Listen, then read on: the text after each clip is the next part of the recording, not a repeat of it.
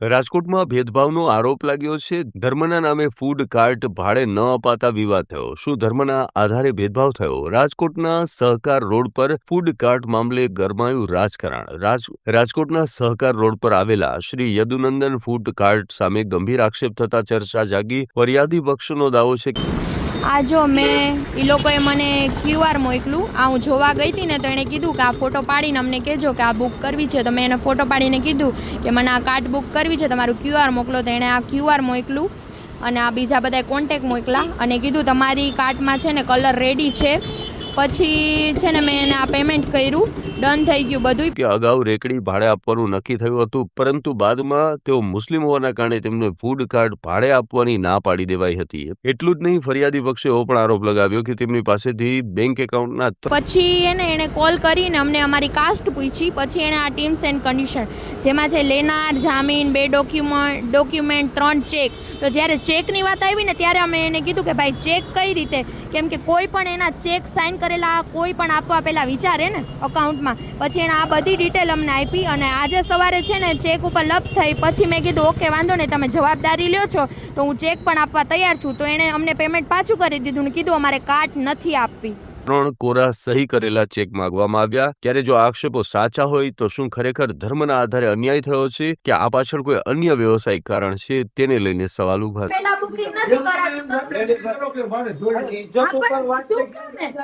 તમારી બધી ફોર્માલિટી તો અમે પૂરી કરી તો તમે શું કામ એમ કહો? મારી વસ્તુ છે નથી દે એક જ વસ્તુ જો આવી રીતે વાયરલ કરવું પછી બોલી બરાબર. તો તમારી સિક્યુરિટી હે ને તમારે અમને પહેલા કેવી હતી, જ્યારે અમે કાર્ડ જોવા આવ્યા ત્યારે તમારે પહેલા કેવી હતી, બરાબર? અવાજ નીચો રાખો. તો કાર્ડ તો હવે તમે બુકિંગ કરીને તો કાર્ડ તો અમને જોઈ છે. મારે કરવું હોય છે એમ થા બસ ઓકે, વાંધો નથી દેવાની તમારે. ના ના ફાઈનલ ડિપોઝિટ દઈ દે ભાઈ. ડિપોઝિટ નથી જોતી. નહીં ડોમેન જોતી જ નથી ના, અમે ડિપોઝિટ નથી. પાછા પૈસા મોકલી દઉં છું, કાઈ વાંધો નહીં, હવે અમે જોઈ લેશું. બરાબર, તમે પેલા બુકિંગ જ શું કામ કર્યું? તમને કાર્ડ નહોતી દેવી તો તમને બુકિંગ શું? અને બુકિંગ કર્યા પછી તમે તમારી સિક્યુરિટી અમને કીધી. બરાબર, હાલો આ યદુનંદન વાળા છે, અમે અહીંયા આવ્યા, અમે કાર્ટ બુક કરાવી, પેમેન્ટ કર્યું, એને અમારી કાર્ટ રેડી કરી, એને ચેક નું ને કીધું. તો પેલા અમારે લપ થઈ કે ચેક નહીં આપીએ, સાઈન કરેલા એને અમે ચેક આપવા તૈયાર છીએ. અમે ચેક આપવા આવ્યા તો હવે એ લોકો એમ કે છે કે અમારે કાર્ડ નથી દેવી. શું કામ નથી દેવી એનું રીઝન કહી દો. તમે જે બોલ્યા એની માટે એ ભાઈ પેલા બોલ્યા શું બોલ્યા? ભાઈ કઈ રીતે વાત કરી? તમે એમ કીધું કે ચેક હું આપી શકું નહીં. હા ઓકે, સવારે ફોન શું કામ ચેક માંગો? પણ અમારા નિયમમાં છે, તમારા નિયમમાં સવારે અમે દેવા તૈયાર હતા ને, સવારે દેવા તૈયાર હતા. હા તો સવારે આ ભાઈને ફોન કરીને મેં ખાલી એટલું જ દેવા પડશે કે ભાઈ અમે કેટલા વાગે આવીએ. અમે તમારા ચેક નો યુઝ જ ન કરો.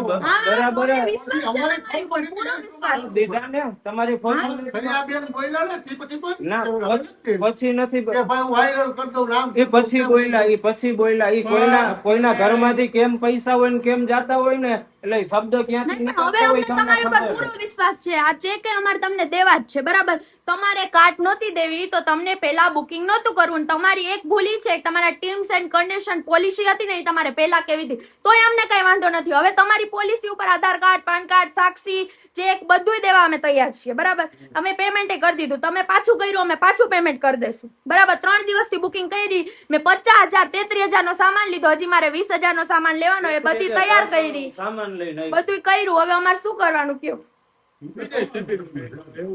ના રેડી કરી અમને ઈ જ જોઈએ છે.